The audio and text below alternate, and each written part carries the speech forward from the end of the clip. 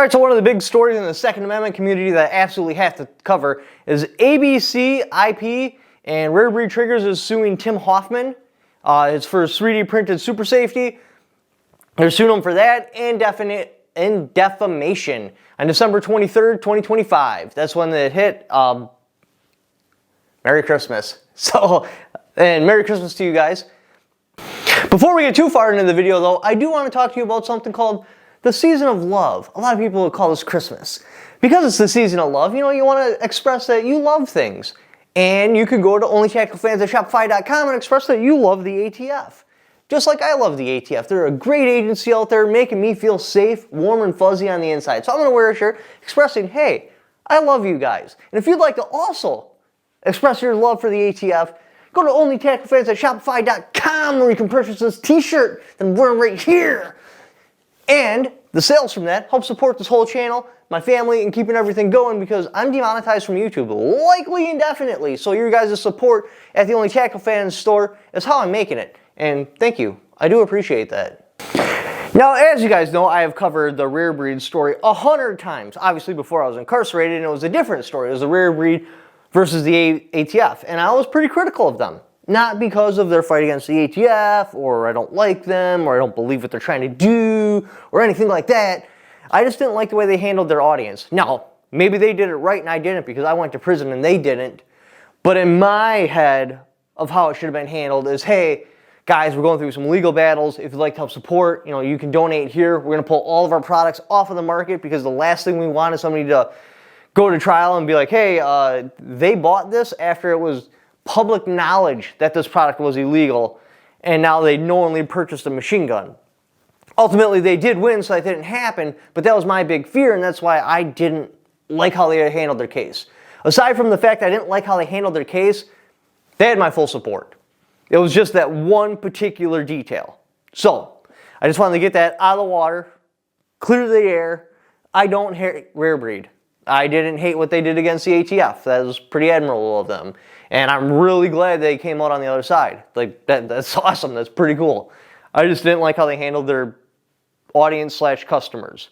Anyways, let's get into this video. Now, obviously, I've just been dumped back on the 2A scene, so I don't really know what's going on. So this video is going to take a slightly different approach than you probably expected.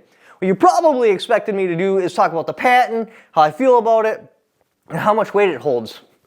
I don't know. I literally just got dumped back out in the scene, like, what, not even a week ago? Was it a week ago?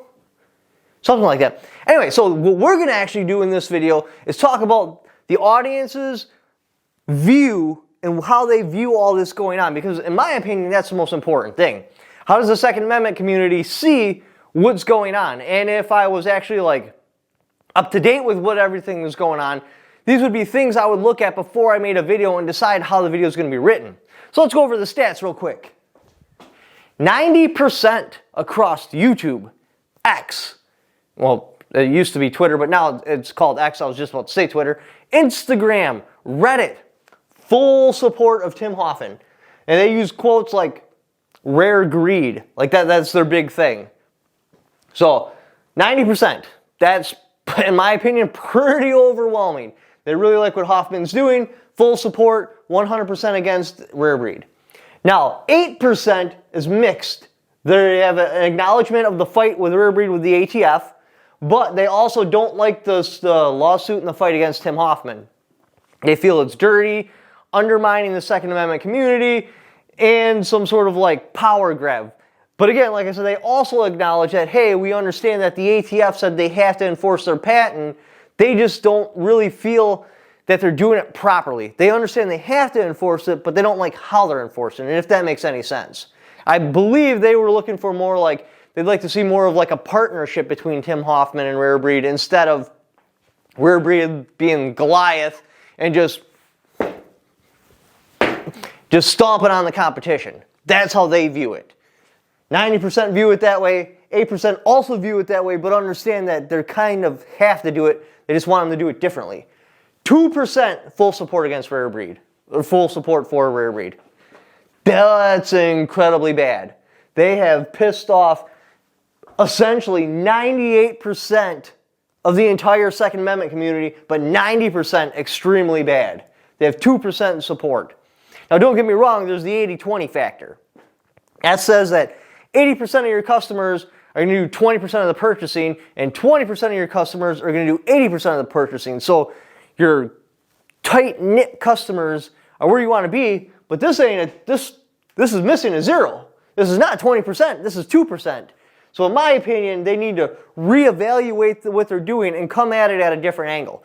That's my opinion. That's how I would do it if this was my fight. I'd look at the reaction and be like, wow, I mean, we kind of fucked the pooch on this one, so what do we got to do to fix it? And I would come at it at a different angle. I would go over all the criticism and look at it and find some sort of compromise so you can at least get 20% support. Because if you can get 20% of your support, you're going to have 80% of your sales anyway. Now, I know that's a business standpoint and it sounds cold and calculated, but that's just how you do things. You're like, it's a business. I want to maximize profits, but I also have to take a stand against patent infringement. So what do I got to do? Now, the 90% that are in full support of Hoffman are saying that it'd be like Rare Breed suing Tim Stoner for parts, or not Tim Stoner, Eugene Stoner, sorry. It's a little bit early, okay? Eugene Stoner for the basic principles of how an AR-15 works, or suing the match suing a son.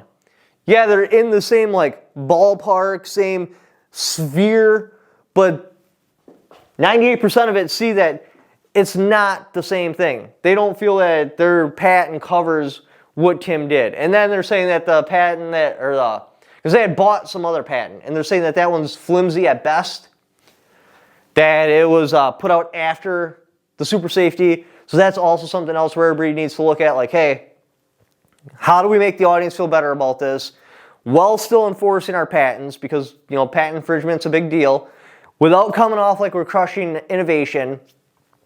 They need to look at it under that light and reevaluate what they're doing. So the audience also sees this as a scorched earth approach. 30% think that they do have some sort of legitimate patent dispute, which, again, like I said, they need to just come at it a different way, because there's your 20%. You actually got 30%. 70% see it as just legal intimidation. Like they're coming after them for, again, the patent and defamation, and they view it that they're trying to intimidate them and push them out of the market so they can have a bigger market share. So again, they got 30% already. They just need to do it differently, because even though they got 30%, only 2% agree with how they're approaching it. You want to at least be 20, so you can at least maintain your sales. So they can get that. 30% do agree that there is some sort of patent infringement, but they need to approach it differently. Now, there's also a large percentage of people that believe that this lawsuit is just strictly put there because his product scares the shit out of Rare Breed, because his product is so much cheaper and it achieves the same effect. So that's another thing. Again, though 30% do agree that there is some sort of patent infringement there, they could spin this in a way that's positive, and that's my whole take on Rare Breed this whole entire time, is they're just tone deaf. They don't have the ability to read the room like you should be able to read the room. That even goes back to their problems with the ATF problems. If they would have did it in a totally different way, they would have had a much larger support system behind them, a whole lot more of the community, and with this lawsuit. If they would have done this lawsuit differently, they would have at least had 30% support instead of 2. You know what 2 is? 1% over 1%. That is absolutely horrible. They need to do something about that. I get it, like, you know, you want to be strong and assertive and crush patent infringement, but the numbers don't lie. This is what the audience, what the Second Amendment community views Rare Breed as. Rare greed. That's literally it. That's the overwhelming thing that's in all the comments. They consider them greedy and as a parasite to the Second Amendment community. So, will they change this?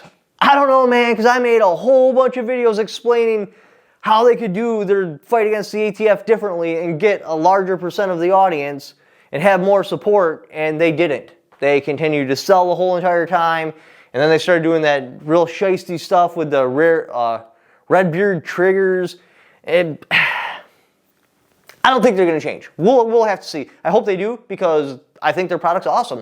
And I'd love to have them on the show and give them full support, but only 2% would appreciate that. 90% would get upset if I got into some sort of business with Rare Breed right now with how they're doing things.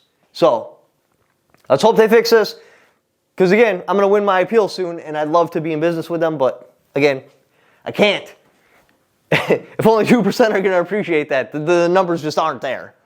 Anyway, it's a hyper analytical video, so I apologize if it was like clawing your eyes out and pouring acid in your ears, but it's just something you have to cover. And when you're looking at it from a business standpoint, these numbers matter. Anyway, if you'd like to help support the channel, but you don't want to buy super awesome, really cool merchandise like this, there are other ways. One of the other ways is clicking on the Amazon affiliate link in the description down below. Even if you don't buy what that link is for, because I understand, maybe you don't like anything I have on there. Just clicking on it and doing the Amazon shopping you were already going to do anyway. For 48 hours after you click on that, I get a percentage of everything you buy. Doesn't cost you a penny more, and I still get a percentage just for you clicking on that link. Thank you for watching. Don't forget to subscribe.